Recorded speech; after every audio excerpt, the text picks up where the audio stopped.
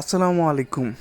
আজকে আপনাদের সামনে নিয়ে এসেছি কিভাবে আপনারা বাড়িতে বসে অনলাইনে খুব সহজে ই পাসপোর্টের জন্য আবেদন করতে পারবেন।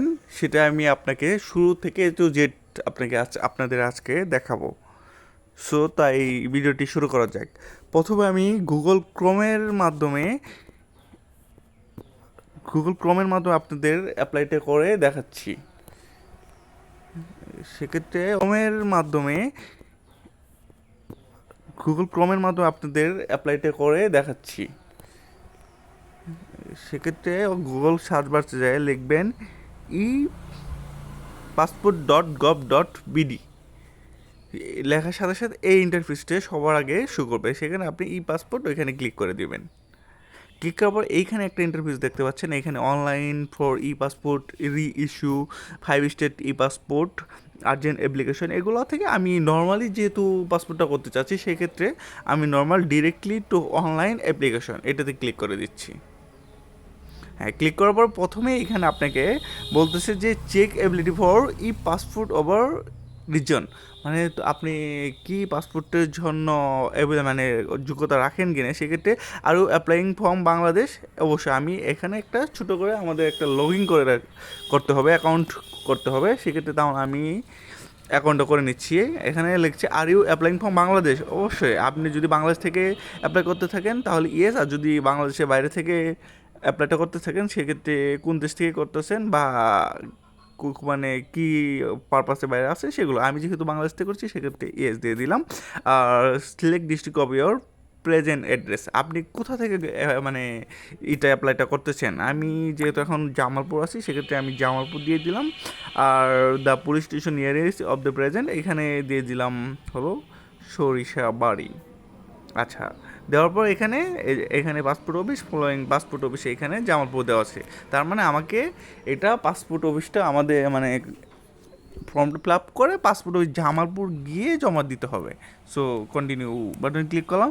এখানে আমাকে একটা ভ্যালিড ইমেল অ্যাড্রেস দিতে হবে। সেক্ষেত্রে আমি আমার একটা সেভ করা ইমেল অ্যাড্রেস দিয়ে দিচ্ছি। এখানে আপনারা যে কোনো একটা আপনাদের ইমেল অ্যাড্রেস দিয়ে দেবেন, তারপর কন্টিনিউ বাটনে ক্লিক করে দিলাম। হ্যাঁ, কন্টিনিউ বাটনে ক্লিক করার পর এখানে আপনারা দেখতেতে পারেন আপনার জিমেইল এখানে একটা পাসওয়ার্ড চাচ্ছে। সেক্ষেত্রে আমি একটা পাসওয়ার্ড দিয়ে দিয়েছি। সরি,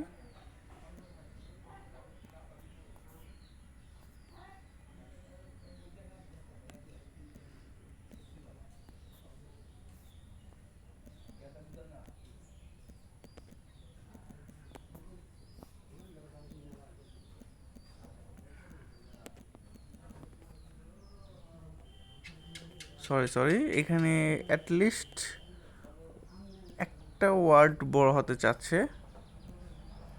হ্যাঁ, আমি দিয়ে দিলাম।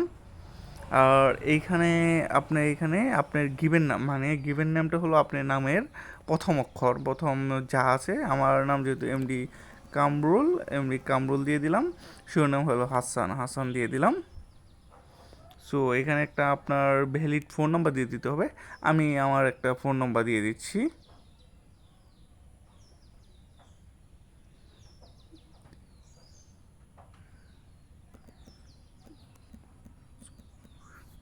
I am human. Okay, get. Okay, আমার অ্যাকাউন্টটি ক্রিয়েট হয়ে গেল। হ্যাঁ, এখানে একটা আমার ইমেল থেকে একটা active your passport one clicking. সেক্ষেত্রে আমার জিমেইলে এই যে আমি যে জিমেইলটা দেওয়া হয়েছে, জিমেইলে একটা ভেরিফিকেশন কোড পাঠানো হয়েছে। আমি সেখানে জিমেইলে গিয়ে আমি সরাসরি ওই এতে গিয়ে আমি এখনও মেইলটা আসেনি।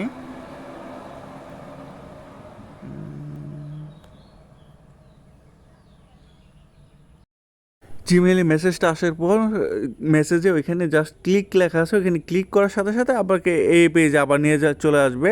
এখানে সাইন ইন করা, এখানে যেহেতু আমার পাসওয়ার্ড দেওয়া আছে সেখানে Gmail plus password I am human sign in করে নিলাম। সেক্ষেত্রে আমার একটা অ্যাকাউন্ট খুলে গেছে। সেক্ষেত্রে আমি কী করব, আমার এখন মানে অ্যাপ্লাই ফর নিউ পাসওয়ার্ড এখানে ক্লিক করতে হবে। হ্যাঁ, ক্লিক করার পর সবার প্রথমে পাসপোর্ট টাইপ, এখানে আপনি কী ধরনের পাসপোর্ট করতে চাচ্ছেন, অফিসিয়াল পাসপোর্ট বা অর্ডিনারি পাসপোর্ট। আপনি যদি অফিসিয়াল পাসপোর্ট করতে চান সেক্ষেত্রে অফিসিয়াল ডকুমেন্ট দিতে হবে, প্লাস অর্ডিনারি পাসপোর্ট আপনারা সিলেক্ট করে দেবেন। Save and continue. এখন এইখানে জেন্ডারের ওপরে যাচ্ছে জেন্ডার, সিলেক্ট জেন্ডার। সেক্ষেত্রে আপনার যদি মেল হন, মেল হলে মেল দিয়ে, ফিমেল হলে আদার হলে আদার্স দিয়ে দিবেন।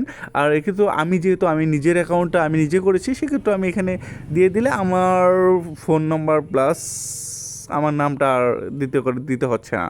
সেক্ষেত্রে আমি ওইখানে ক্লিক করে দিলাম। আর আপনি যদি অন্য কারোর অ্যাপ্লিকেশনটি করে দিতে চান সেক্ষেত্রে এগুলো তাহলে এই টিকটা দিবেন না। আমি যেহেতু আমার নিজেরটা করছি সেক্ষেত্রে এই টিকটা আমি দিয়ে দিচ্ছি।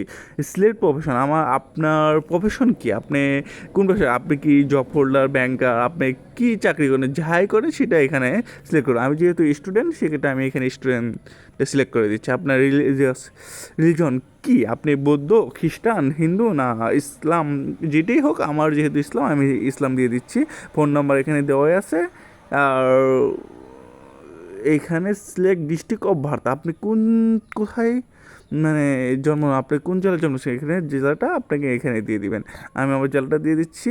আর এখানে জন্ম তারিখ দিতে হবে। আমি আমার জন্ম তারিখটা এখানে দিয়েছি 19 সেপ্টেম্বর। ওকে, আমি আমার জন্ম তারিখটা এখানে দিয়ে দিচ্ছি। আর এখানে আপনি যে টাইপ অফ সিটিজেনশিপ, আপনি মানে কোন সূত্রে এখানে বাংলাদেশের সিটিজেনশিপ লাভ করেছেন, সেটা ম্যারেজ, আমি বাই বার্থ দিয়ে দিচ্ছি। Save and continue. এক্ষেত্রে এখানে আপনার অ্যাড্রেসের ক্ষেত্রে সবার উপরে আপনার পার্মানেন্ট অ্যাড্রেসটা শো করতেছে। আপনার পার্মানেন্ট অ্যাড্রেস কোথায়, আমার যেহেতু জামালপুর, আপনার ঢাকা হলে ঢাকা দিবেন। জি। আর আপনার গ্রাম কোনটা, যেহেতু আপনি গ্রামের নামটা দিলে, আপনার এখানে রুট ব্লক থাকলে ব্লক দিয়ে দিবেন, সেক্ষেত্রে সেটা হলো অপশনাল। আর আমার সিলেক্টেড পোস্ট অফিস, আমার পোস্ট অফিস হলো ছাতারিয়া, আমি সেই জন্য চরসাদারিয়া দিয়ে দিচ্ছি। আর সিলেক্ট পুলিশ স্টেশন সরিষাবাড়ি, আপনার যে থানার আওতায় আত্মভুক্ত আপনারা সেই থানাতে।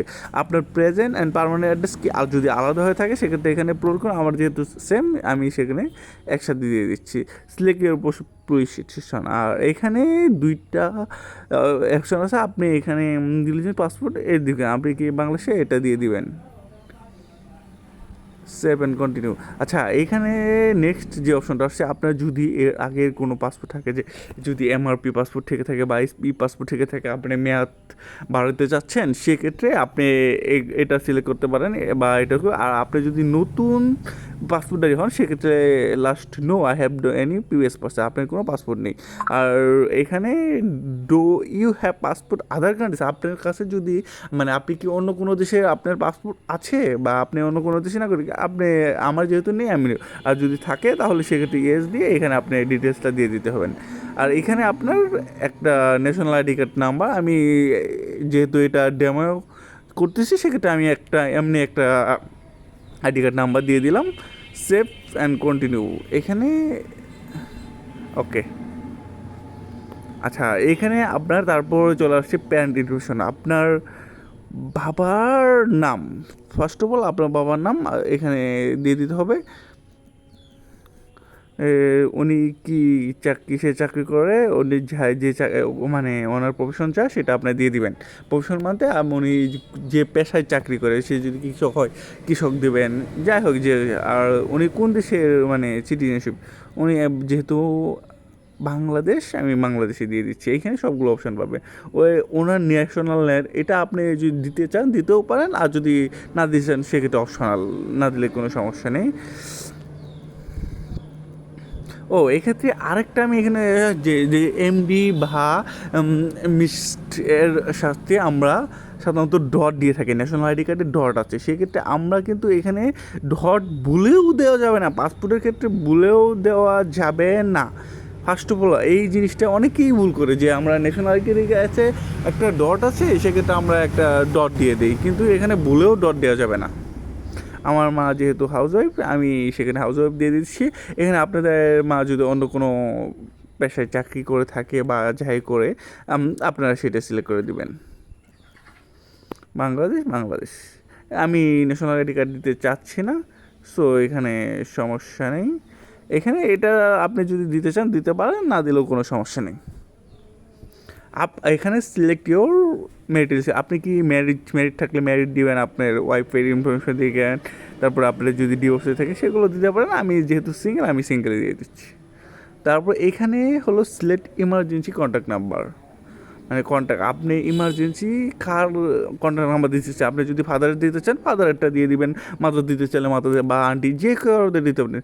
এখানে আমি ফাদার দিয়েছি, এই যে আমার বাবার নাম প্লাস এখানে ডিস্ট্রিক্টটা আবার সিলেক্ট করে দিতে হবে, জামালপুর, গ্রামটা আবার দিতে হবে, দ্য রুট ব্লক, এটা অপশনাল, এটা আপনি দিলেই হবে। আর আমি আমার পোস্ট অফিস দিয়ে দিলাম, সিলেক্ট পুলিশ স্টেশন এখানে সিলেক্ট করে দিলাম। এখানে একটা ইমেল আছে, এটা অপশনাল যেহেতু আমি দিতে চাচ্ছি না।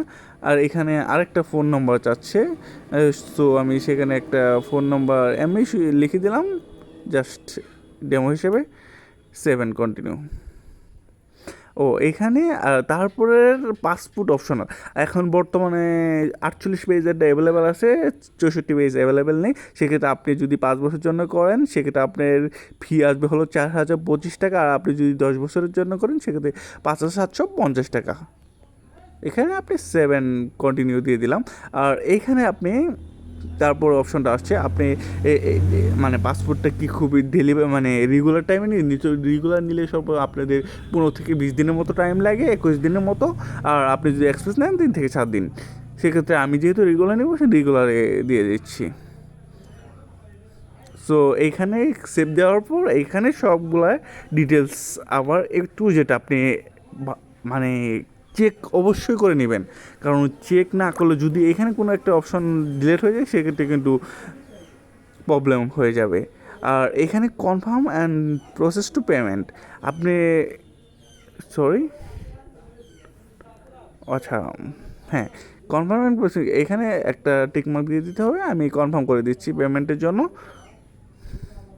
আচ্ছা, আমার অ্যাপ্লিকেশনটি ডান হয়ে গেছে, ওয়েটিং ফর পেমেন্ট। অ্যান্ড এইখানে আপনারা অবশ্যই আপনারা অনলাইন স্কিপ করার চেষ্টা করবেন, মানে আপনারা অনলাইনেই পেমেন্টটা করবেন, কিন্তু এখানে অবশ্যই দিবেন হলো অফলাইন পেমেন্ট। অফলাইন পেমেন্ট দিয়ে কন্টিনিউ দিয়ে দিলে আপনার অ্যাপ্লাইটি সম্পূর্ণ হয়ে গেল। কন্টিনিউ হয়ে গেলো। আপনি এই চালানের ভিতরে আপনি এই চালান দিয়ে অবশ্যই অনলাইনে বিকাশের মাধ্যমেই পেমেন্টটা করতে পারবেন, কোনো সমস্যা নেই। সেক্ষেত্রে আমি আমার নেক্সট ভিডিওতে এই চালান কীভাবে পেমেন্ট করতে সেই বিষয়টা আমি সিলেক্ট করে দিব। আর সো এই পর্যন্তই, থ্যাংক ইউ।